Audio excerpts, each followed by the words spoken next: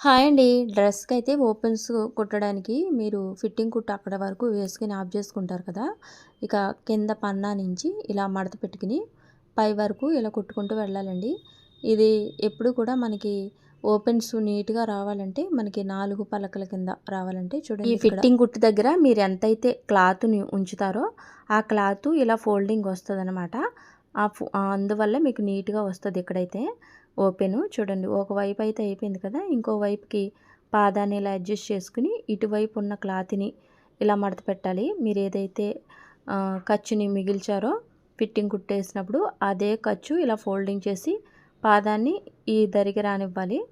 చూడండి, పాదాన్ని ఈ ధరకు వచ్చాక మళ్ళీ ఇలా తిప్పుకుని క్లాత్ని ఇలా మీరు ఏదైతే ఖర్చుని మిగిల్చారో ఆ ఖర్చుని ఇలా ఫోల్డింగ్ చేసుకుంటూ కిందకి వెళ్ళిపోవాలన్నమాట.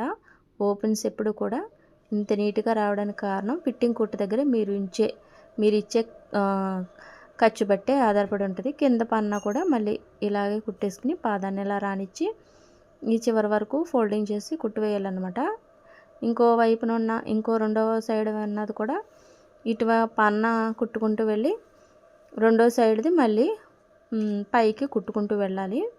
ఇలాగ ఒకేసారి మనం చక్కగా ఓపెన్స్ కుట్టేయచ్చు. చూడండి, రెడీ అయిపోయింది. 4 పలకల కింద చాలా బాగా వచ్చింది కదా! చూడండి, ఇటువైపు కూడా ఇలా రావాలి ఓపెన్స్ నీట్‌గా. వీడియో నచ్చితే లైక్ చేయండి.